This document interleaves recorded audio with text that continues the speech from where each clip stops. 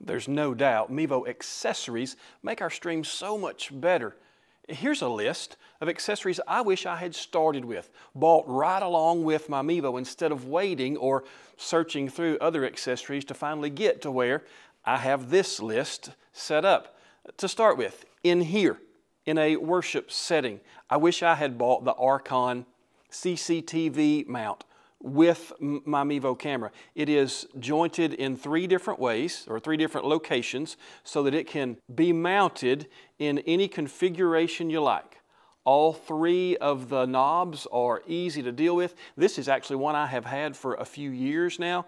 I've used it indoor and outdoor. I've left it outdoor a couple of times, so it's getting a little bit beat up. But I have the ones mounted here for my long-term solution for my side camera views here in our church.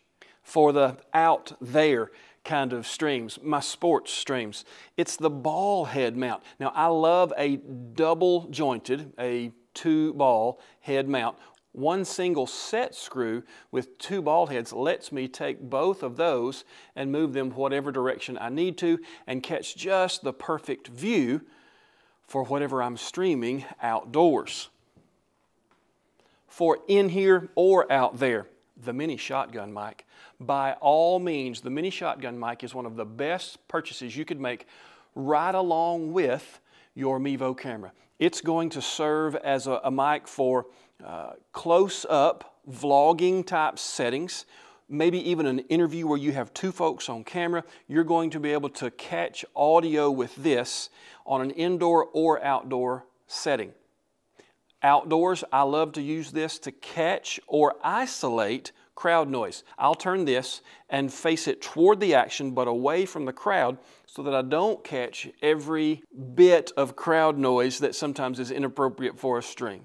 But I do get all of the game sounds, and because it comes with such a great windsock, I can knock so much of the wind off with this. I wish I had bought one of these as soon as I had bought my Mevo camera. And of course, on the indoor setting, I use the same thing for audience noise. So when we're singing congregational songs, I'm able to pick up so much of the singing in addition to being able to pipe in music straight from the soundboard to one of my cameras. For an in here and out there kind of accessory, I like the wireless lapel mic. Now, most folks are going to recommend, and I do too, the Rode Wireless Go, either version 1 or version 2. They're both wonderful. Version 2, you get 2 microphones, 2 of the microphone transmitters and 1 receiver. Actually, my personal preference, my favorite, is the Hollyland Lark 150. I bought this one a couple of years ago to review it, and man, I fell in love with it. I use it all the time. We do a community panel discussion every week on Wednesdays. We have superintendent of schools, we have business owners in the community, we have pastors, we have the mayor come in sometimes, and the ability to pass one of these on a microphone holder to the different people that are going to be talking at that panel is just so easy. And it brings this audio right here to where you are. The out there use of this particular accessory is to be able to put voice commentary over any of the sports streams that you might do. And as far as lights go to purchase right when you buy your Mevo camera, there are none. I would not recommend buying lights unless you have a very specific use for those lights. Now, if you'd like to set up what you're recording or what you're streaming with some backlighting, buy you some colored lights. That's great. But as far as streaming in a church setting, the lights are going to be what the church wants, and we're not going to get to add a whole lot to that. As far as streaming sporting events, that's usually going to be outdoors or in a gym, and you're going to be far enough removed from your subject, you're not going to be able to light that.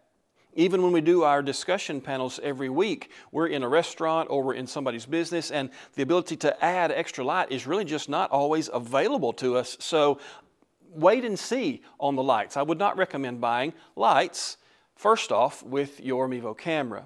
I would, though, recommend that you do buy a large battery. Now, this one is not only a USB charge battery, but this will charge other batteries, but it will also charge devices or power devices.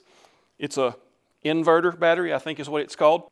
And I would recommend go ahead and getting a battery large enough to go ahead and power the devices you're going to be using, because if your stream runs long, or you know you've got a full day at the ballpark, you'll be able to take your cameras down or even run a long cord to them and not have to worry about them running out of battery. Being able to recharge whatever devices you're using is always a great plus. And the final accessory I wish I had bought as soon as I bought my first Mevo camera is a dedicated hotspot device. Whether I'm indoors or outdoors, we did a discussion panel at a business here in our town not too long ago. We walked into the business.